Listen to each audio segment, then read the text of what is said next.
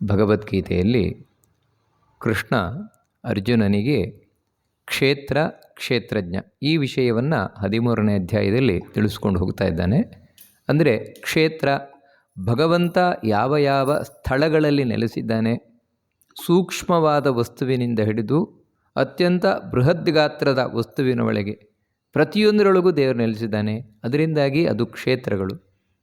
ಅಲ್ಲಿ ನೆಲೆಸಿರುವವನು ಮಾತ್ರ ಅಲ್ಲ, ಅದೆಲ್ಲವನ್ನು ತಿಳಿದಿರುವವನು ಅವನೇ ಕ್ಷೇತ್ರಜ್ಞನಾದಂತಹ ಭಗವಂತ.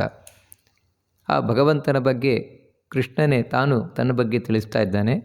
ಕ್ಷೇತ್ರದ ಬಗ್ಗೆ ತಿಳಿಸ್ತಾ ಕಡೆಗೆ ಒಂದು ಮಾತನ್ನು ಹೇಳಿದ. ಎಲ್ಲವನ್ನ ಭಗವಂತ ತಾನು ಮಾಡ್ತಾ ಇದ್ದಾನೆ, ಮಾಡಿಸ್ತಾ ಇದ್ದಾನೆ, ಸ್ವತಂತ್ರವಾಗಿ ಮಾಡ್ತಾ ಇದ್ದಾನೆ. ನಾವು ಸ್ವತಂತ್ರವಾಗಿ ಏನನ್ನು ಮಾಡ್ತಾ ಇಲ್ಲ, ಮಾಡಲಿಕ್ಕೆ ಅರ್ಹತೆ ಉಳ್ಳವರು ಅಲ್ಲ. ದೇವರಾದರೂ ಹೇಗೆ ಎಲ್ಲವನ್ನು ನಡೆಸ್ಕೊಂಡು ಹೋಗ್ತಾ ಇದ್ದಾನೆ ಅಂತ ಹೇಳಿದ್ರೆ ಪ್ರಕೃತಿಯ ಮೂಲಕ. ಪ್ರಕೃತಿ ಅಂತ ಹೇಳಿದ್ರೆ ಶ್ರೀದೇವಿ, ಭೂದೇವಿ, ದುರ್ಗಾದೇವಿ ಇವರ ಮೂಲಕ ತಾನು ನಡೆಸ್ಕೊಂಡು ಹೋಗ್ತಾ ಇದ್ದಾನೆ ಪ್ರತಿಯೊಂದನ್ನು. ಈ ರೀತಿ ತಿಳಿಸ್ಕೊಂಡು ಹೋದ. ಇಷ್ಟು ಮಾತ್ರ ಅಲ್ಲ, ನಾವು ಭಗವಂತನ ಅನುಗ್ರಹವನ್ನು ಪಡೀಲಿಕ್ಕೆ, ದೇವರನ್ನು ಸೇರಲಿಕ್ಕೆ ಇನ್ನೂ ಕೆಲವು ವಿಷಯಗಳನ್ನು ತಿಳ್ಕೊಳ್ಬೇಕಾದ ಅಗತ್ಯ ಇದೆ. ಹಿಂದಿನಿಂದಲೂ ತಿಳಿಸ್ಕೊಂಡು ಬಂದಿದ್ದಾನೆ ಅದನ್ನು. ಈಗ ಮತ್ತೆ ಅದಕ್ಕೆ ಒತ್ತು ಕೊಟ್ಟು ತಿಳಿಸ್ಕೊಂಡು ಹೋಗ್ತಾನೆ. ಯದಾ ಭೂತ ಪೃಥಕ್ ಭಾವಮೇಕಸ್ಥಮನುಪಶ್ಯತಿ ತತಯೇವ ಚ ವಿಸ್ತಾರಂ ಬ್ರಹ್ಮ ಸಂಪದ್ಯತೆ ತದಾ ಅಂತೇಳಿ. ಒಬ್ಬ ವ್ಯಕ್ತಿ ಬ್ರಹ್ಮ ಅಂತೇಳಿದರೆ ಪರಿಪೂರ್ಣನಾದಂತಹ ಭಗವಂತ, ಅದೇ ನಾರಾಯಣ. ನಾರಾಯಣ ಕೃಷ್ಣ ಅವನನ್ನೇ ಬ್ರಹ್ಮ ಅಂತ ವೇದಗಳು ಕರೀತಾ ಇದೆ. ಅಂತ ಪರಿಪೂರ್ಣ ಅಂತ ಹೇಳಿದರೆ ಯಾವುದರಲ್ಲೂ ಕಡಿಮೆ ಇಲ್ಲ. ನಾವು ಯಾವ ಒಬ್ಬ ಭಗವಂತನನ್ನು ಬಯಸ್ತಾ ಇದ್ದೇವೆ ಅಂದರೆ ನಮ್ಮ ಭಗವಂತ ಯಾವ ರೀತಿ ಇರಬೇಕು ಅಂದರೆ ಯಾವುದರಲ್ಲೂ ಕಡಿಮೆ ಇಲ್ಲ, ಎಲ್ಲದರಲ್ಲೂ ದೇವರು ಪರಿಪೂರ್ಣನಾಗಿದ್ದಾನೆ. ಪರ್ಫೆಕ್ಟ್, ಫುಲ್ಲು ಪರ್ಫೆಕ್ಟ್ ಅಂತ ಹೇಳ್ತೇವಲ್ವ, ಆ ರೀತಿ ಇರುವಂಥವನು ಭಗವಂತ. ಅಂತಹ ಭಗವಂತನನ್ನು ಹೋಗಿ ಸೇರ್ತಾನೆ ಒಬ್ಬ ವ್ಯಕ್ತಿ. ಯಾವಾಗ ಸೇರ್ತಾನೆ ಅದನ್ನು ತಿಳಿಸ್ಕೊಂಡು ಹೋಗ್ತಾ ಇದ್ದಾನೆ. ಯದಾ ಭೂತ ಪೃಥಕ್ ಭಾವಂ ಏಕಸ್ಥಂ ಅನುಪಶ್ಯತಿ ಅಂತ. ಭೂತ ಪೃಥಕ್ ಭಾವಂ ಅಂತ ಹೇಳಿದರೆ ಜೀವರಾಶಿಗಳು. ಭೂತ ಅಂತ ಹೇಳಿದರೆ ಜೀವರಾಶಿಗಳು. ನಾವು ಜೀವರು ಅನೇಕ ವಿಧವಾಗಿದ್ದಾರೆ. ಜೀವರಾಶಿಗಳು ಅಂತ ಹೇಳಿದ ಕೂಡಲೇ ಒಂದೇ ರೀತಿಯಲ್ಲ. ಇವಾಗ ಮಾವಿನ ಹಣ್ಣು ಅಂತ ಹೇಳ್ತೇವೆ. ಮಾವಿನ ಹಣ್ಣು ಅಂತ ನಾವು ಸಾಮಾನ್ಯವಾಗಿ ಹೇಳಿದರೂ ಕೂಡ ಮಾವಿನ ಹಣ್ಣಿನಲ್ಲಿ ಅನೇಕ ಜಾತಿಗಳಿವೆ, ಒಂದೇ ರೀತಿಯಲ್ಲ. ಅದೇ ರೀತಿ ಜೀವರಾಶಿಗಳು ಅನೇಕ ವಿಧವಾಗಿದ್ದಾರೆ. ಕೆಲವರು ಹೆಚ್ಚು ಕಡಿಮೆ. ಹೇಗಂತ ಹೇಳಿದರೆ ಅವರ ಸ್ವಭಾವ, ಗುಣ, ಬಲ ಇವುಗಳಿಗೆ ಅನುಗುಣವಾಗಿ ಪೃಥಕ್ ಭಾವಂ ವ್ಯತ್ಯಾಸದಿಂದ ಕೂಡಿದ್ದಾರೆ.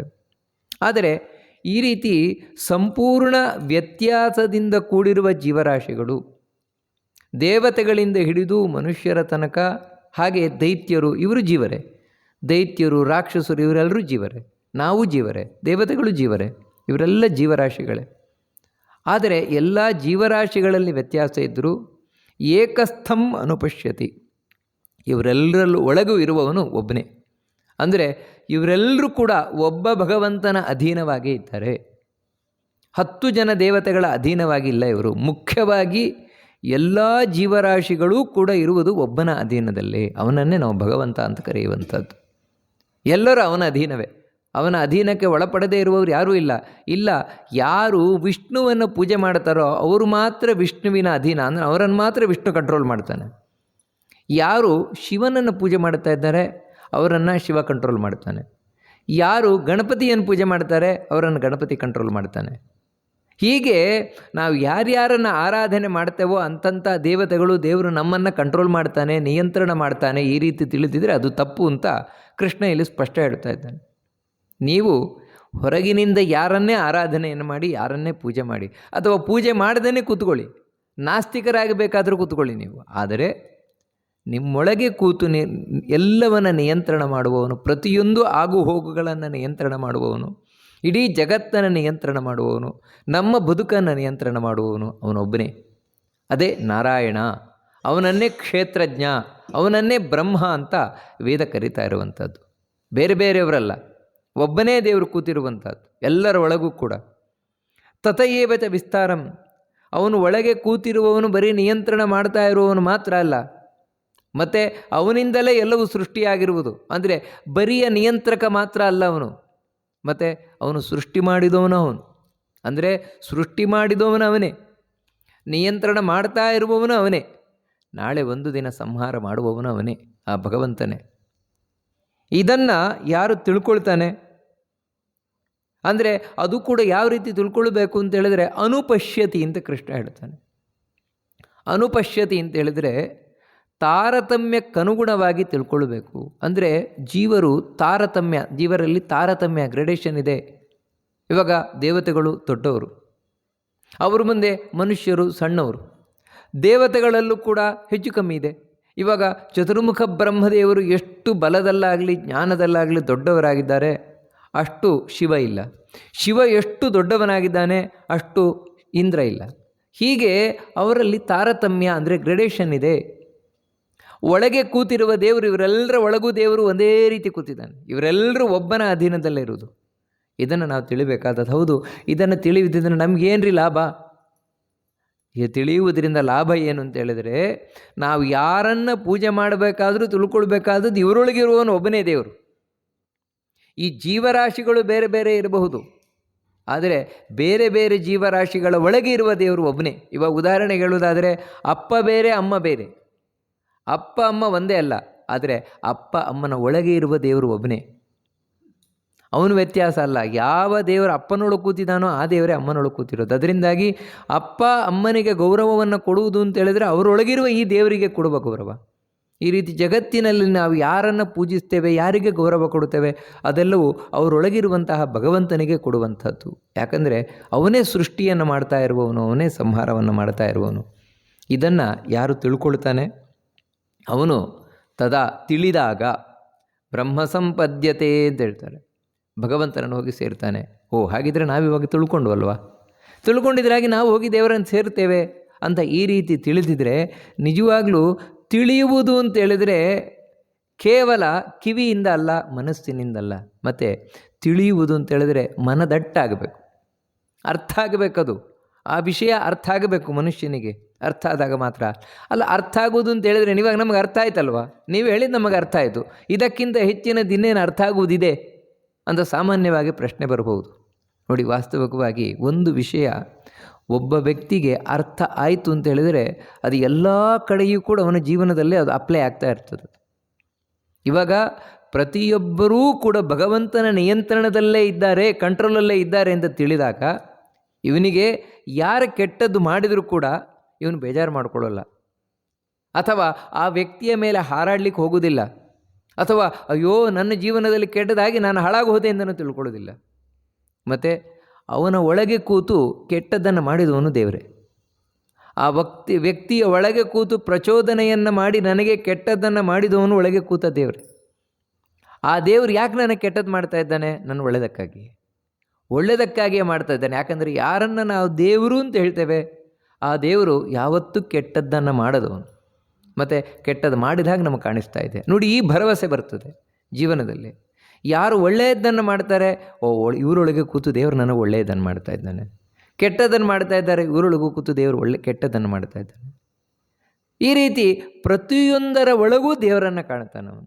ಜೀವನದಲ್ಲಿ ಏನೇನು ಆಗುತ್ತಾ ಇದೆ ಎಲ್ಲವೂ ಅವರವರೊಳಗೆ ಕೂತು ದೇವರು ಮಾಡಿಸ್ತಾ ಇದ್ದಾನೆ. ಯಾಕಂದರೆ ಒಬ್ಬನೇ ದೇವರು ಎಲ್ಲ ಒಳಗೆ. ಅದೇ ಒಬ್ಬನಲ್ಲಿ ನಿಂತಾಡುವನು, ಒಬ್ಬನಲ್ಲಿ ನೋಡುವನು, ಒಬ್ಬನಲ್ಲಿ ಬೇಡುವನು, ಒಬ್ಬನಲ್ಲಿ ನೀಡುವನು. ಈ ರೀತಿ ಇವನು ತಿಳಿದು ಎಲ್ಲ ಕಡೆ ದೇವರಲ್ಲೇ ಮನಸ್ಸನ್ನು ಕಾನ್ಸಂಟ್ರೇಟ್ ಮಾಡ್ತಾನೆ. ಹೀಗಾದಾಗ ಜೀವನದಲ್ಲಿ ಡಿಪ್ರೆಷನ್, ಟೆನ್ಷನ್ ಮುಂತಾದವುಗಳಿಗೆಲ್ಲ ಅವಕಾಶ ಇರುವುದಿಲ್ಲ. ಇದು ಅರ್ಥ ಆದಾಗ ಆಗುವಂಥದ್ದು. ಅರ್ಥ ಆಗದೆ ಬರೀ ಶಬ್ದ ಮಾತ್ರ ಅರ್ಥ ಆಯಿತು ಅಂತೇಳಿದರೆ ಮರೆತು ಹೋಗಿಬಿಡ್ತದೆ ಅಷ್ಟೇ. ಅದಕ್ಕೆ ಇಲ್ಲಿ ಹೇಳ್ತಾ ಇರೋದು ಹಾಗೆ ನಮ್ಮ ಜೀವನದಲ್ಲಿ ಆಗಬೇಕು. ಮುಂದಿನ ಶ್ಲೋಕವನ್ನು ಹೇಳ್ತಾನೆ. ಅನಾದಿತ್ವಾ ನಿರ್ಗುಣತ್ವಾತ್ ಪರಮಾತ್ಮಾಯಮವ್ಯಯ ಶರೀರಸ್ಥೋಪಿ ಕೌಂತೇಯ ನ ಕರೋತಿ ನ ಲಿಪ್ಯತೆ. ಹಿಂದೆ ಒಂದು ವಿಷಯ ಬಂತು, ಏನು ಅಂತ ಹೇಳಿದ್ರೆ, ನಮ್ಮೊಳಗೆ ದೇವರು ಕೂತಿದ್ದಾನೆ, ನಮ್ಮ ಹತ್ತಿರದಲ್ಲಿದ್ದಾನೆ. ಹಾಗಿದ್ದರೂ ವಿನಶ್ಯಸ್ಸು ಅವಿನಶ್ಯಂತಂ ಅಂತ. ನಾವು ಸತ್ತೋದರೂ ಕೂಡ ದೇವರು ಸಾಯುವುದಿಲ್ಲ. ನಾವು ನಾಶ ಆದರೂ ಕೂಡ, ನಾವು ದುಃಖಕ್ಕೊಳಗಾದರೂ ದೇವರು ದುಃಖಕ್ಕೊಳಗಾಗುವುದಿಲ್ಲ. ಈ ರೀತಿ ತಿಳಿಸಿದ ಹಿಂದೆ ಕೃಷ್ಣ. ಆದರೆ ಇಲ್ಲಿ ಪ್ರಶ್ನೆ ಬರುವುದೇನು ಅಂತ ಹೇಳಿದರೆ, ಅಲ್ಲ ದೇವರಿಗೆ ಯಾಕ್ರಿ ಆ ರೀತಿ ಆಗೋಲ್ಲ? ಇವಾಗ ನಮ್ಮೊಟ್ಟಿಗೆ ದೇವರಿದ್ದಾನೆ ಅಂತ ಹೇಳಿದರೆ ಈ ಶರೀರದಲ್ಲಿ ಏನಾಗುತ್ತದೆ ಎಲ್ಲವೂ ದೇವರಿಗೆ ಆಗಲೇಬೇಕಲ್ವ? ಇವಾಗ ಜ್ವರ ಬಂತು ಅಂತ ಹೇಳಿದ್ರೆ ನನಗೆ ಮಾತ್ರ ಯಾಕೆ ಜ್ವರ ಬರ್ತದೆ? ನನ್ನೊಟ್ಟಿಗಿರುವ ದೇವರಿಗೂ ಜ್ವರ ಬರಲೇಬೇಕು ತಾನೆ. ಹಸಿವಾಯಿತು ಅಂತ ಹೇಳಿದ್ರೆ ನನಗೆ ಮಾತ್ರ ಯಾಕೆ ಆಗಬೇಕು? ನನ್ನೊಟ್ಟಿಗಿರುವ ದೇವರಿಗೆ ಆಗಲೇಬೇಕು ತಾನೆ. ಯಾಕಂದರೆ ಈ ಶರೀರದಲ್ಲಿ ನನ್ನೊಳಗೆ ದೇವರು ಇದ್ದಾನೆ ಅಂತ ಹೇಳಿದ್ರೆ, ನನ್ನೊಟ್ಟಿಗೆ ಇದ್ದಾನೆ ಅಂತ ಹೇಳಿದ್ರೆ, ನನಗೆ ಆಗುವ ಎಲ್ಲ ವಿಧವಾದಂತಹ ಏನೇನು ಬೇರೆ ಬೇರೆ ಎಫೆಕ್ಟ್ಗಳಿದೆ, ಆ ಎಲ್ಲ ಪರಿಣಾಮಗಳು ದೇವರಿಗೆ ಆಗಲೇಬೇಕು ಅಂತ ಹೇಳಿದ್ರೆ ಇಲ್ಲ ಅಂತ ಹೇಳ್ತಾ ಇದ್ದಾನೆ. ಕೃಷ್ಣ ಅದನ್ನು ಮತ್ತೆ ಸ್ಪಷ್ಟಪಡಿಸ್ಕೊಂಡು ಹೋಗ್ತಾನೆ. ಏನು ಅಂದರೆ, ಅನಾದಿತ್ವಾತ್ ನಿರ್ಗುಣತ್ವಾತ್ ಪರಮಾತ್ಮ ಅಯಂ ಅವ್ಯಯ. ಅಯಂ ಈ ಭಗವಂತ ಅವನೆಂಥವನು ಅಂತ ಹೇಳಿದ್ರೆ ಅವ್ಯಯ ಅಂತ. ಅವ್ಯಯ ಅಂತ ಹೇಳಿದ್ರೆ ನಾಶರಹಿತನಾಗಿದ್ದಾನು. ನಾಶರಹಿತ ಅಂತ ಹೇಳಿದ್ರೆ ಸಾವಿಲ್ಲದವನು.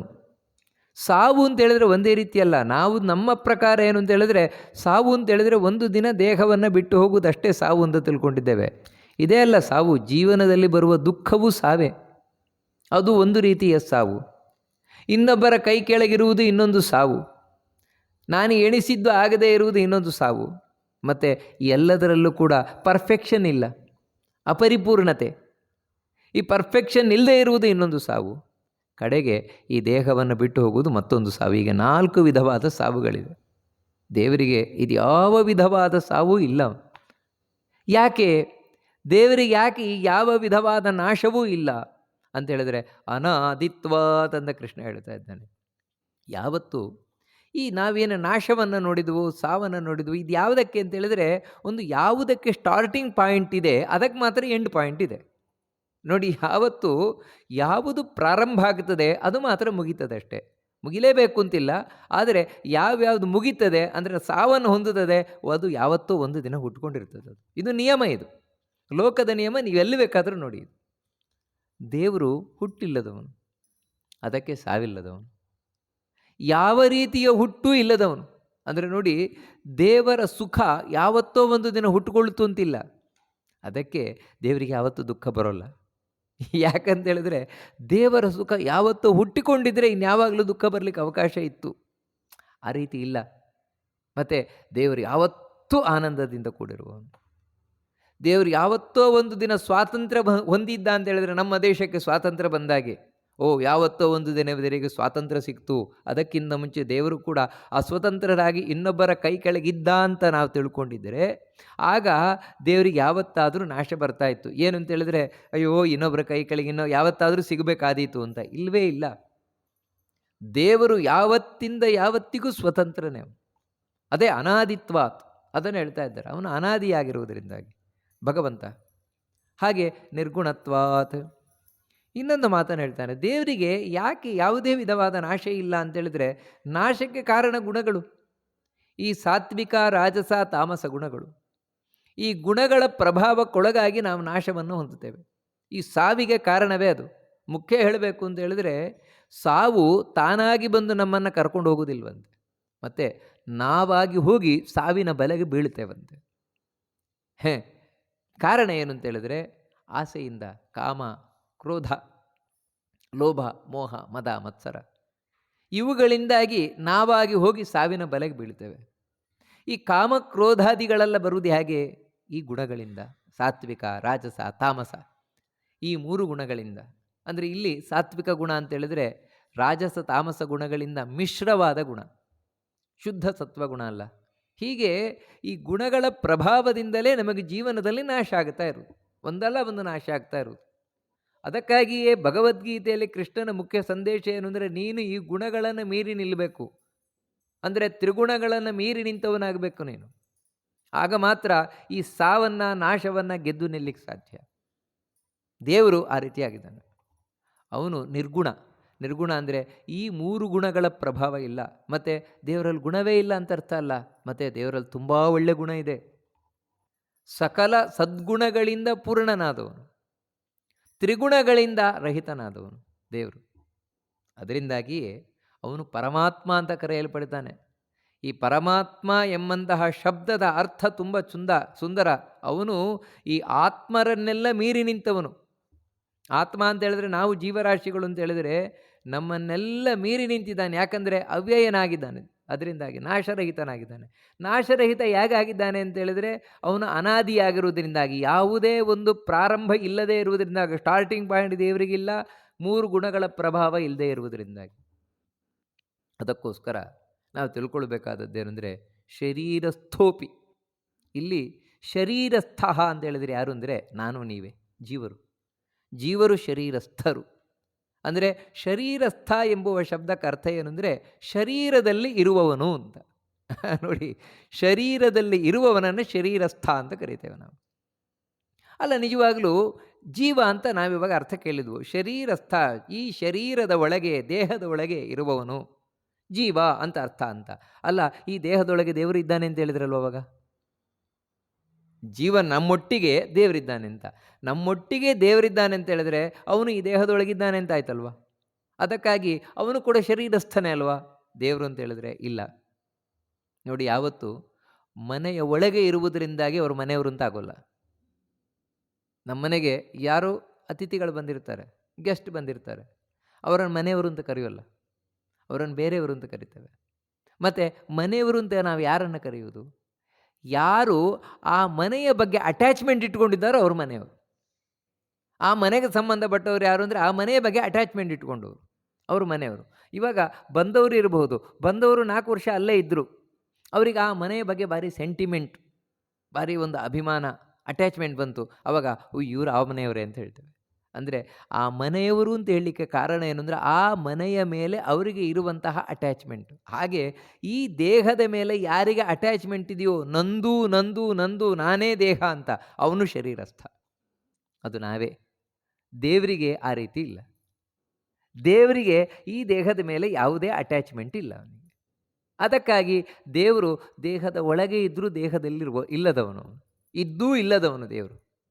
ನಾವು ಈ ದೇಹವನ್ನು ಅಂಟಿಸಿಕೊಂಡಿರುವುದರಿಂದಾಗಿ ಶರೀರಸ್ಥರಾಗಿದ್ದೇವೆ.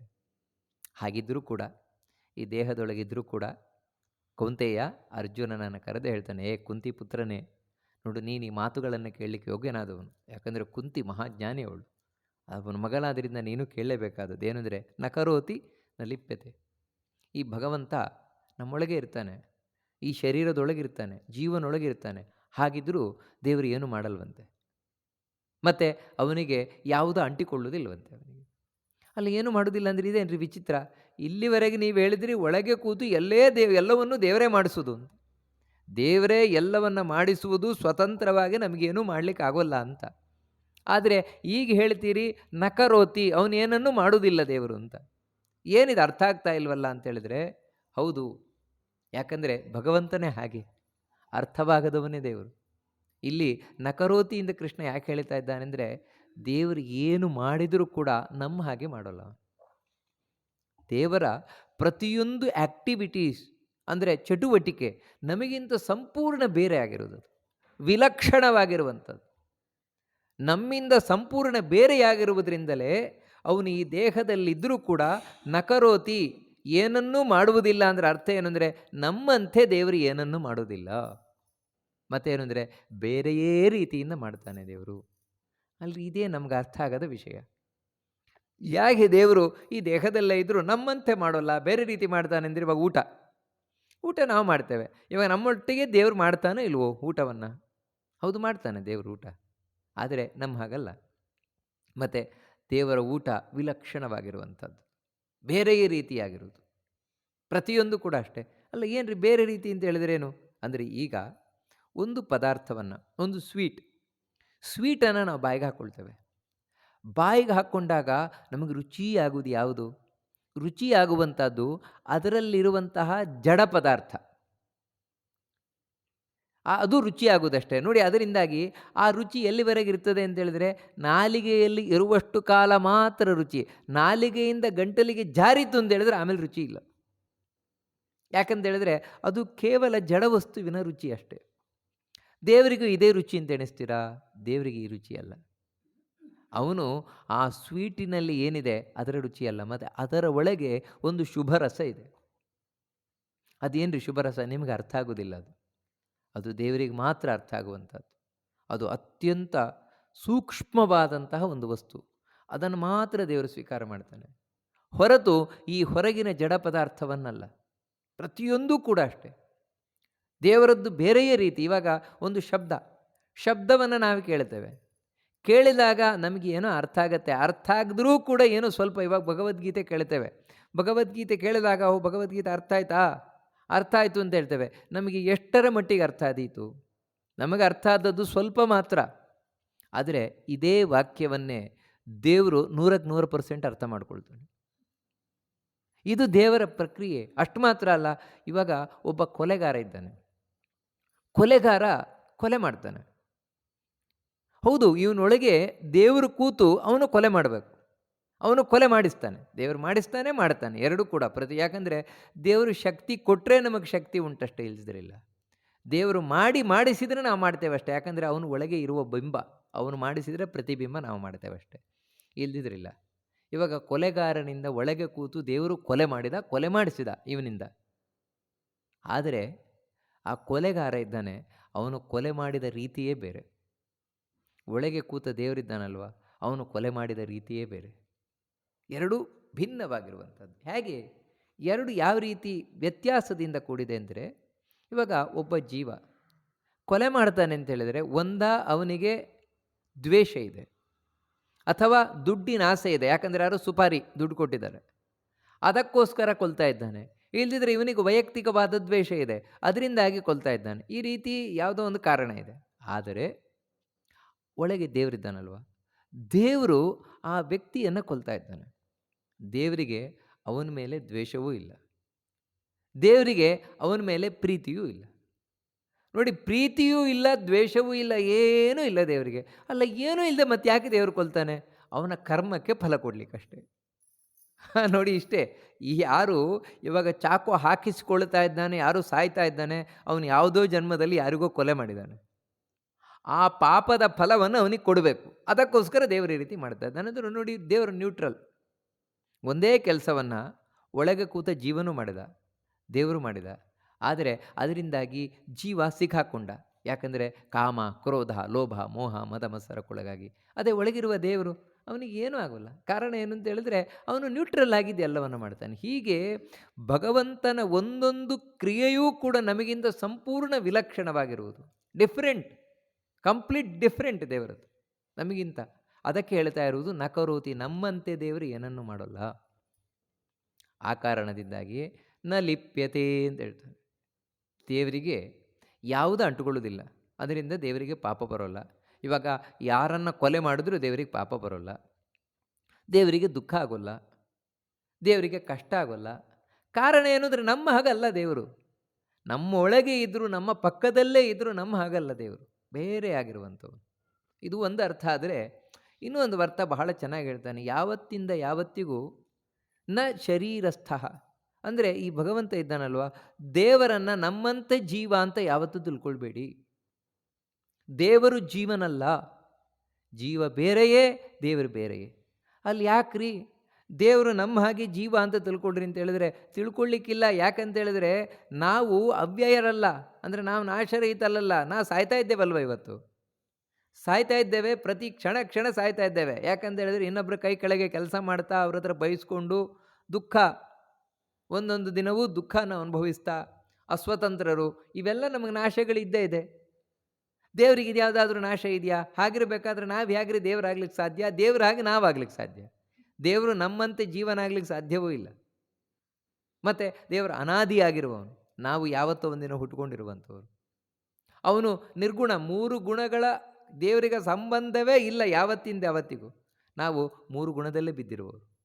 ಹಾಗಿರಬೇಕಾದ್ರೆ ನಾವು ದೇವರಾಗ್ಲಿಕ್ಕೆ ಸಾಧ್ಯ ಉಂಟಾ? ಸಾಧ್ಯವೇ ಇಲ್ಲ. ಯಾವತ್ತೂ ನಾವು ದೇವರಾಗ್ಲಿಕ್ಕೆ ಸಾಧ್ಯ ಇಲ್ಲ. ಆ ದೇವರು ನಮ್ಮ ಒಳಗೆ ಕೂತು ಎಲ್ಲವನ್ನ ಮಾಡ್ತಾ ಇದ್ದಾನೆ. ಅದು ಹೇಗೆ? ನಾವು ಹಿಂದೆನೇ ನೋಡಿದ್ವು. ನಮ್ಮ ಹಾಗಲ್ಲ, ದೇವರು ವಿಲಕ್ಷಣವಾಗಿ ಬೇರೆ ರೀತಿಯಿಂದ ಮಾಡ್ತಾ ಇದ್ದಾನೆ. ಅದರಿಂದಾಗಿಯೇ ದೇವರಿಗೆ ಯಾವತ್ತೂ ಏನೂ ತಾಗುವುದಿಲ್ಲ. ಇದು ಇನ್ನೊಂದು ತಿಳ್ಕೊಳ್ಬೇಕಾದದ್ದು ದೇವರ ಬಗ್ಗೆ, ನಮ್ಮೊಳಗಿರುವ ದೇವರ ಬಗ್ಗೆ ನಾವು ತಿಳ್ಕೊಳ್ಬೇಕಾದದ್ದು. ಅಂದರೆ ದೇವರು ನಮ್ಮ ಒಳಗೆ ಕೂತಿದ್ದಾನೆ, ಆದರೆ ಆನಂದವಾಗಿದ್ದಾನೆ. ಯಾವತ್ತಿಂದ ಯಾವತ್ತಿಗೂ ಆನಂದವಾಗಿದ್ದಾನೆ ದೇವರು. ಯಾವುದೇ ನಾಶ ಇಲ್ಲದವನಾಗಿದ್ದಾನೆ. ತಮ್ ಯತಃ ಉಪಾಸತೆ ತಥೇವ ಭವತಿ. ಅಂದರೆ ಯಥಾ ಉಪಾಸತೆ ಅಂದರೆ ನನ್ನೊಳಗೆ ದೇವರ ಆನಂದದಿಂದ ಇದ್ದಾನೆ. ನನ್ನ ಹಾಗೆ ದೇವರಿಗೆ ದುಃಖ ಇಲ್ಲ, ನನ್ನ ಹಾಗೆ ದೇವರಿಗೆ ಕಷ್ಟ ಇಲ್ಲ. ಈ ರೀತಿ ನಾನು ತಿಳಿದು ನನ್ನೊಳಗಿನ ದೇವರನ್ನು ಪೂಜೆ ಮಾಡಿದ್ನ, ಉಪಾಸನೆ ಮಾಡಿದ್ನ, ದೇವರು ನನ್ನನ್ನು ಆನಂದದಿಂದ ಕೂಡಿದವನನ್ನಾಗಿ ಮಾಡುತ್ತಾನೆ. ಮತ್ತು ನನಗೂ ಈ ದುಃಖ ಕಷ್ಟ ಎಲ್ಲ ಬರದ ಹಾಗೆ ನೋಡ್ಕೊಳ್ತಾನೆ. ಅದಕ್ಕೆ ಇಲ್ಲಿ ಕೃಷ್ಣ ತಿಳಿಸ್ಕೊಂಡು ಹೋಗ್ತಾನೆ, ಬಹಳ ಸುಂದರವಾಗಿ ತಿಳಿಸ್ಕೊಂಡು ಹೋಗ್ತಾನೆ. ಯಥಾ ಸರ್ವಗತಂ ಸೌಕ್ಷ್ಮ್ಯಾತ್ ಆಕಾಶಂ ನೋಪಲಿಪ್ಯತೆ ಸರ್ವತ್ರಾವಸ್ಥಿತೋ ದೇಹೆ ತಥಾತ್ಮ ನೋಪಲಿಪ್ಯತೆ. ಇದಕ್ಕೆ ಒಂದು ಉದಾಹರಣೆ ಸಮೇತ ಕೊಡ್ತಾನೆ. ದೇವರಿಗೆ ಯಾವುದೂ ಅಂಟುವುದಿಲ್ಲ. ಯಾಕೆ ಅಂಟುವುದಿಲ್ಲ? ಇವಾಗ ಕೆಸರಿನಲ್ಲಿ ಮುಳುಗಿದವನಿಗೆ ಕೆಸರು ಅಂಟುವುದಿಲ್ಲ ಅಂತ ಹೇಳಿದ್ರೆ ಏನರ್ಥ ಅಂದರೆ, ಅದಕ್ಕೆ ಹೇಳ್ತಾನೆ, ಹೌದು, ಕೆಸರಿನಲ್ಲಿ ಮುಳುಗಿದ್ರೂ ಕೂಡ ಕೆಸರು ಅಂಟದೇ ಇರಲಿಕ್ಕೆ ಸಾಧ್ಯತೆ ಉಂಟು. ಹೇಗೆ ಅಂತ ಹೇಳಿದ್ರೆ ಆಕಾಶ ಇದ್ದಾಗೆ. ಇವಾಗ ಆಕಾಶ ಅನ್ನುವಂಥದ್ದು, ಸ್ಪೇಸ್, ಅವಕಾಶ ಎಲ್ಲ ಕಡೆ ಇದೆಯಲ್ವ, ಎಲ್ಲ ಕಡೆ ಇದೆ. ಯಥಾ ಸರ್ವಗತಂ ಸೌಕ್ಷ್ಮ್ಯಾತ್ ಆಕಾಶಂ ನೋಪಲಿಪ್ಯತೆ. ಆಕಾಶ ಅನ್ನುವಂಥದ್ದು ಎಲ್ಲ ಕಡೆ ಇದೆ, ಕಾಣಿಸ್ತಾ ಇಲ್ಲ. ಯಾಕಂದರೆ ಅದು ಸೂಕ್ಷ್ಮವಾಗಿದೆ. ಆ ಆಕಾಶಕ್ಕೆ ಏನಾದರೂ ಅಂಟುವುದು ಅಂತಿದೆಯಾ? ಯಾವುದಾದ್ರೂ ಅಂಟುವುದು, ಗಲೀಜು ಆಕಾಶಕ್ಕೆ ಅಂಟುವುದು ಅಂತಿದೆಯಾ? ಇಲ್ಲವೇ ಇಲ್ಲ. ಆಕಾಶಕ್ಕೆ ಯಾವ ಗಲೀಜು ಅಂಟುವುದು ಅಂತಿಲ್ಲ. ಹಾಗೆಯೇ ದೇವರು ಎಲ್ಲ ಕಡೆ ಇದ್ದಾನೆ. ಆಕಾಶದಂತೆ ಎಲ್ಲ ಕಡೆಯೂ ಕೂಡ ಇದ್ದರೂ ಕೂಡ, ವಿಶೇಷವಾಗಿ ಈ ದೇಹದೊಳಗೆ ದೇವರಿದ್ದರೂ ಕೂಡ ಯಾವುದೇ ಲೇಪಕ್ಕೆ ಒಳಗಾಗುವುದಿಲ್ಲ, ಯಾವುದನ್ನು ಅಂಟಿಸಿಕೊಳ್ಳುವುದಿಲ್ಲ ದೇವರು. ಯಾಕಂದರೆ ಅಂಟಿಸಿಕೊಳ್ಳದ ಹಾಗೆ ಇರುವ ಶಕ್ತಿ ಅವನಿಗಿದೆ, ಆಕಾಶಕ್ಕಿದ್ದ ಹಾಗೆ. ಆಕಾಶ ಎಲ್ಲ ಕಡೆ ಇದ್ದರೂ ಕೂಡ ಯಾವುದನ್ನು ಅಂಟಿಸಿಕೊಳ್ಳದೆ ಕೂತ್ಕೊಳ್ಳುವಂತಹ ತಾಕತ್ತು ಅದಕ್ಕಿದೆಯಲ್ವ, ಆ ರೀತಿ ದೇವರಿದ್ದಾನೆ. ಸ್ಪೇಸ್, ಆಕಾಶ ಅದಕ್ಕಿರುವಂತೆ ಅಂತ. ಇನ್ನೊಂದು ಉದಾಹರಣೆಯನ್ನು ಕೊಡ್ತಾನೆ ಕೃಷ್ಣ. ಯಥಾ ಪ್ರಕಾಶಯತ್ಯೇಕಃ ಕೃತ್ಸ್ನಂ ಲೋಕಮಿಮಂ ರವಿಃ ಕ್ಷೇತ್ರಂ ಕ್ಷೇತ್ರೇ ತಥಾ ಕೃಷ್ಣಂ ಪ್ರಕಾಶಯತಿ ಭಾರತ. ಈ ಅಧ್ಯಾಯವನ್ನು, 13ನೇ ಅಧ್ಯಾಯವನ್ನು ಮುಗಿಸ್ತಾ ಇನ್ನೊಂದು ಶ್ಲೋಕ ಬಾಕಿ ಇದೆ ಅಷ್ಟೇ. ಒಂದು ಮುಖ್ಯವಾದ ವಿಷಯವನ್ನು ಹೇಳ್ತಾನೆ. ಭಾರತ ಅರ್ಜುನನನ್ನು ಕರೀತಾ, ಹೇ ಭರತ ವಂಶದಲ್ಲಿ ಬಂದವನೇ, ಜ್ಞಾನದಲ್ಲಿ ಜ್ಞಾನ, ಅದರಲ್ಲಿ ಆಸಕ್ತನಾದವನೇ. ಅಂದರೆ ಇದೆಲ್ಲ ಯಾಕೆ ಮತ್ತೆ ಮತ್ತೆ ಹೇಳ್ತಾ ಇದ್ದಾನೆ ಕೃಷ್ಣ ಅಂತ ಹೇಳಿದ್ರೆ, ನಾನು ಯಾಕೋಸ್ಕರ ನಿನಗೆ ಹೇಳ್ತಾ ಇದ್ದೇನೆ ಅಂತ. ಯಾರಿಗೆ ಜ್ಞಾನದಲ್ಲಿ ಆಸಕ್ತಿ ಇಲ್ಲ ಅವರಿಗೆ ಯಾವ ಉಪದೇಶ ಕೊಟ್ಟು ಪ್ರಯೋಜನ ಇಲ್ಲ. ಮನುಷ್ಯನಿಗೆ ಮುಖ್ಯವಾಗಿ ಜ್ಞಾನದಲ್ಲಿ ಆಸಕ್ತಿ ಬೇಕು ಅಂದರೆ ತಿಳಿದುಕೊಳ್ಳಬೇಕು ಎನ್ನುವಂಥ ತುಡಿತ ಬೇಕು. ತುಡಿತ ಇದ್ದಾಗ ಮಾತ್ರ ಅವನಿಗೆ ಹೇಳಿದರೆ ಸಾರ್ಥಕ. ಬರೀ ಕೆಲವರಿಗೆ ಏನು ಅಂದರೆ ತಿಳ್ಕೊಳ್ಳುವ ತುಡಿತ ಇರ್ತದೆ, ಅಂದರೆ ತಿಳ್ಕೊಳ್ಬೇಕು ಅಂತ. ಯಾಕೆ ನೀವು ಕೇಳ್ತಾ ಇದ್ದೀರಿ? ಸುಮ್ಮನೆ ಟೈಮ್ ಪಾಸ್ ಮಾಡಲಿಕ್ಕಷ್ಟೇ, ಆಮೇಲೆ ಮಾಡುವುದೇನಿಲ್ಲ, ಇದು ಪ್ರಯೋಜನ ಇಲ್ಲ. ನೋಡಿ, ಅದಕ್ಕೆ ಭಾರತ ಅಂತ. ಯಾವತ್ತು ನಾವು ಏನು ಕೇಳುತ್ತೇವೆ ಅದನ್ನು ನಮ್ಮ ಜೀವನದಲ್ಲಿ ಅಳವಡಿಸ್ಕೊಳ್ಬೇಕು ಅಂತ ಹೇಳಿದರೆ ಅದಕ್ಕೆ ಒಳ್ಳೆಯ ಸಂಸ್ಕಾರ ಬೇಕು. ಸಂಸ್ಕಾರ ಇದ್ದಾಗ ಮಾತ್ರ ನಾವು ಅಳವಡಿಸಿಕೊಳ್ಳಿಕ್ಕೆ ಸಾಧ್ಯ ಜೀವನದಲ್ಲಿ. ಆ ಸಂಸ್ಕಾರ ಬೇಕು ಅಂದರೆ ಅದಕ್ಕೆ ಒಳ್ಳೆಯ ವಂಶದಲ್ಲಿ ಬರಬೇಕು. ಯಾಕಂದರೆ ಒಳ್ಳೆಯ ಫ್ಯಾಮಿಲಿಯಲ್ಲಿ ಬಂದಾಗ ಒಳ್ಳೆಯ ಸಂಸ್ಕಾರವನ್ನು ನಾವು ಪಡೆದವರಾಗ್ತೇವೆ.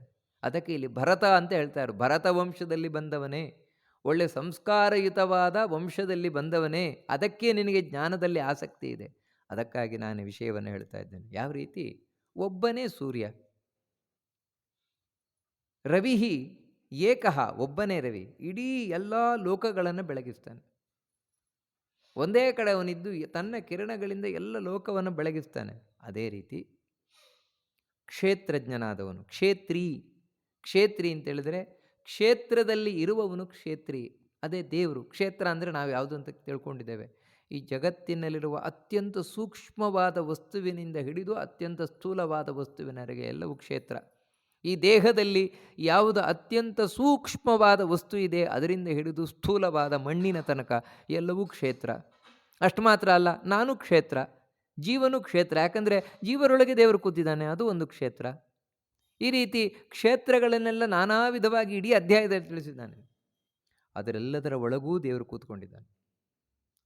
ಕೂತ್ಕೊಂಡು ಏನು ಮಾಡ್ತಾ ಇದ್ದಾನೆ ಅಂತ ಹೇಳಿದ್ರೆ, ಪ್ರಕಾಶಯತಿ, ಎಲ್ಲ ಕ್ಷೇತ್ರವೂ ಕೂಡ ಪ್ರಕಾಶಗೊಳ್ಳುವಂತೆ ಮಾಡ್ತಾ ಇದ್ದಾನೆ.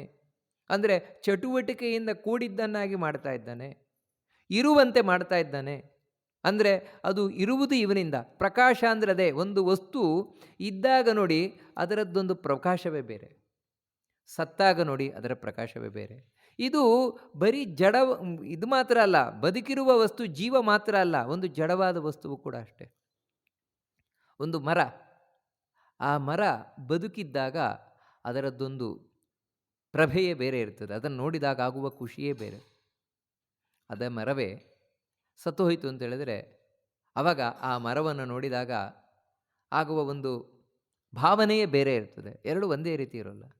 ಏನು ಬೇಡ, ಒಂದು ಕಲ್ಲನ್ನು ತಗೊಳ್ಳಿ. ಆ ಕಲ್ಲು ಫಳ ಫಳ ಫಳ ಹೊಳಿತಾ ಇದೆ ಅಂತ ಹೇಳಿದಾಗ ಅದನ್ನು ಕಂಡ್ರೆ ನಮಗಾಗುವ ಭಾವನೆಯೇ ಬೇರೆ.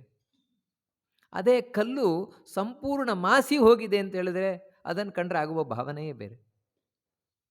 ಕಾರಣ ಏನು ಅಂತ ಹೇಳಿದ್ರೆ ನೋಡಿ, ಒಂದು ಕಾಲದಲ್ಲಿ ಅದರಲ್ಲಿ ಕೂತು ದೇವರು ಬೆಳಗಿಸ್ತಾ ಇದ್ದ, ಅದಕ್ಕೆ ಆ ರೀತಿ ಕಾಣಿಸ್ತಾ ಇತ್ತು. ಬೆಳಗಿಸ್ತಾ ಇಲ್ಲ, ಅದಕ್ಕೆ ಒಂದು ಹವಳ ಮೊದಲು ನಾವು ತಗೊಂಡಾಗ ಎಷ್ಟು ಚೆನ್ನಾಗಿ ಬೆಳಗುತ್ತಾ ಇರ್ತದದು. ಕಾಲಕ್ರಮೇಣ ಅದರದ್ದೆಲ್ಲ ಶೈನಿಂಗ್ ಹೋಗಿ ಹೋಗಿ ಹೋಗಿ ಹೋಗಿ ಏನಿಲ್ಲ ಅಂತ ಆಯ್ತದು. ಯಾಕಂದರೆ ದೇವರು ಬೆಳಗಿಸ್ತಾ ಇಲ್ಲ. ಹೀಗೆ ಪ್ರತಿಯೊಂದು ವಸ್ತುವಿನ ಒಳಗೆ ಕೂತು ಆ ವಸ್ತುವನ್ನು ಬೆಳಗಿಸುವವನು ದೇವರು ಅಂತ ಸ್ಪಷ್ಟವಾಗಿ. ಹಾಗೆಂದರೆ ಸೂರ್ಯ ಇಡೀ ಜಗತ್ತನ್ನು ಬೆಳಗಿಸುವಂತೆ ಯಾವ ವಸ್ತುವನ್ನು ಬಿಡೋಲ್ಲ, ಹಾಗೆ ದೇವರು ಬಿಡೋಲ್ಲ. ಅಂದರೆ ಇದು ನಾವಿಲ್ಲಿ ಮುಖ್ಯವಾಗಿ ತಿಳ್ಕೊಳ್ಬೇಕಾದದ್ದು ಈ ಅಧ್ಯಾಯದಲ್ಲಿ. ಹೌದು, ಈ 13ನೇ ಅಧ್ಯಾಯವನ್ನು ನಾವು ಕೇಳಿದೆವು, ಕ್ಷೇತ್ರಜ್ಞ ವಿಷಯವನ್ನು. ಇದನ್ನು ಕೇಳುವುದರಿಂದ ಏನು ಪ್ರಯೋಜನ, ಫಲ ಏನು, ಆ ಫಲವನ್ನು ಹೇಳಿ ಈ 13ನೇ ಅಧ್ಯಾಯವನ್ನು ಭಗವಂತ ಮುಗಿಸ್ತಾನೆ. ಕ್ಷೇತ್ರಜ್ಞಯೋರೇವಮಂತರಂ ಜ್ಞಾನಚಕ್ಷುಷಾ ಭೂತ ಪ್ರಕೃತಿ ಮೋಕ್ಷಂಚ ಯೇ ವಿದುರ್ಯಾಂತಿ ತೇ ಪರಂ. ಇದು ಸಾಮಾನ್ಯವಾದ ವಿಷಯ ಅಲ್ಲ ಇಲ್ಲಿ ಹೇಳಿದ್ದು. ಇದನ್ನು ಯಾರು ತಿಳ್ಕೊಳ್ತಾರೆ ಅವರು ಖಂಡಿತವಾಗಿ ಭಗವಂತನನ್ನು ಹೋಗಿ ಸೇರ್ತಾರೆ. ಏನು ತಿಳ್ಕೊಳ್ಬೇಕಾಗಿದೆ ಅಂದರೆ ಕ್ಷೇತ್ರಜ್ಞಯೋ ಏವಂ ಅಂತರಂ. ಏವಂ ಅಂದರೆ ಇಲ್ಲಿ ಹೇಳಿದ ರೀತಿಯಿಂದ, ಈ ಅಧ್ಯಾಯದಲ್ಲಿ ಯಾವ ರೀತಿ ಕೃಷ್ಣ ತಾನು ತಿಳಿಸಿದ್ದಾನೆ ಆ ರೀತಿಯಿಂದಾಗಿ ಕ್ಷೇತ್ರ ಹಾಗೂ ಕ್ಷೇತ್ರಜ್ಞ ಇವರಲ್ಲಿ ಇರುವಂತಹ ಅಂತರ ಅಂತ ಹೇಳಿದರೆ ವ್ಯತ್ಯಾಸ ಏನು, ಮುಖ್ಯವಾದ ವ್ಯತ್ಯಾಸ ಅಂತ ಹೇಳಿದರೆ ಕ್ಷೇತ್ರ ಅನ್ನುವಂಥದ್ದು ಭಗವಂತನಿಂದ ಇರಲ್ಪಟ್ಟಿರುವ ವಸ್ತು, ಭಗವಂತ ನೆಲೆಸಿರುವ ವಸ್ತು, ಭಗವಂತನಿಂದ ನಿಯಂತ್ರಿಸಲ್ಪಡುತ್ತಿರುವಂತಹ ವಸ್ತು. ಕ್ಷೇತ್ರಜ್ಞ ಆ ಎಲ್ಲ ವಸ್ತುವಿನ ಒಳಗೆ ಕೂತು ಅದನ್ನು ನಿಯಂತ್ರಣ ಮಾಡ್ತಾ ಇರುವವನು, ಅವನು ಕ್ಷೇತ್ರಜ್ಞ. ಈ ರೀತಿ ಒಂದು ನಿಯಂತ್ರಿಸಲ್ಪಡುತ್ತಿರುವ ವಸ್ತು, ಮತ್ತೊಂದು ನಿಯಂತ್ರಿಸುವಂಥದ್ದು, ಎರಡರಲ್ಲೂ ವ್ಯತ್ಯಾಸ ಇದ್ದೇ ಅಂತ ತಾನೆ. ಇದನ್ನು ಮುಖ್ಯವಾಗಿ ತಿಳ್ಕೊಳ್ಬೇಕಾದದ್ದು. ಅಂದರೆ ಒಂದೇ ಮಾತಲ್ಲಿ ಹೇಳಬೇಕು ಅಂತ ಹೇಳಿದರೆ ಎರಡು ಕ್ಷೇತ್ರಗಳು, ಒಂದು ಜೀವ, ಇನ್ನೊಂದು ಜಡ. ಜೀವ ಜಡ ಎರಡು ಕ್ಷೇತ್ರಗಳು. ಈ ಜೀವರಲ್ಲಿ ಅನೇಕ ನಾನಾ ವಿಧವಾದ ಜೀವರಾಶಿಗಳು, ಲಕ್ಷ್ಮಿಯಿಂದ ಹಿಡಿದು ಕಡೆಯ ಒಂದು ಇದರ ಸಣ್ಣ ಜೀವರಾಶಿಯ ತನಕ ಎಲ್ಲ ಜೀವರಾಶಿಗಳು, ಅನಂತ ಜೀವರಾಶಿಗಳು. ಅದೇ ರೀತಿ ಜಡವಾದ ವಸ್ತು, ಆ ಜಡವಾದ ವಸ್ತು ಅಂತ ಹೇಳಿದರೆ ಪ್ರಕೃತಿ, ಜಡ ಪ್ರಕೃತಿ, ಅದರಿಂದ ಹಿಡಿದು ಸಣ್ಣ ವಸ್ತುವಿನಿಂದ ಮಣ್ಣಿನ ತನಕ ಎಲ್ಲವೂ ಕೂಡ ಜಡ ವಸ್ತುಗಳು. ಇವೆಲ್ಲವೂ ಕ್ಷೇತ್ರ ಅಂತ ನಾವು ತಿಳ್ಕೊಂಡ್ರೆ ಆ ಕ್ಷೇತ್ರದ ಒಳಗೆ ಕೂತಿರೋನು ಯಾರು ಅಂದರೆ ಕ್ಷೇತ್ರಜ್ಞ. ಈ ಜಡಕ್ಕೂ ಮತ್ತು ಜೀವನಿಗೂ, ಇವರಿಬ್ಬರಿಗೂ ಭಗವಂತನಿಂದ ಸಂಪೂರ್ಣ ವ್ಯತ್ಯಾಸ ಇದೆ. ಇದನ್ನು ತಿಳ್ಕೊಳ್ಬೇಕು. ಹೇಗೆ? ಜ್ಞಾನಚಕ್ಷುಷಾ. ನೋಡಿ, ಇದು ಬಹಳ ಮುಖ್ಯವಾದ ಶಬ್ದ. ಹೇಗೆ ಅಂತೇಳಿದರೆ ಹೊರಗಿನಿಂದಲ್ಲ, ಮತ್ತು ಒಳಗಿನಿಂದ ತಿಳ್ಕೊಳ್ಳಿ. ಒಳಗಣ್ಣು ತೆರೆದು ನೋಡೋ ಅಂತ ಹೇಳಿದಾಗ, ಯಾಕಂದರೆ ಒಳಗೊಂದು ಕಣ್ಣಿದೆ, ಅದೇ ಜ್ಞಾನದ ಕಣ್ಣು. ಆ ಜ್ಞಾನದ ಕಣ್ಣು ತೆರೆದು ನೋಡಿದಾಗ ನಿನಗೆ ಗೊತ್ತಾಗತ್ತೆ, ನಾನು ಬೇರೆ, ಈ ದೇಹ ಬೇರೆ. ಆ ಜ್ಞಾನದ ಕಣ್ಣು ತೆರೆಯದವರೆಗೆ ಏನಾಗತ್ತೆ ಅಂತ ಹೇಳಿದ್ರೆ ಈ ದೇಹವೇ ನಾನು.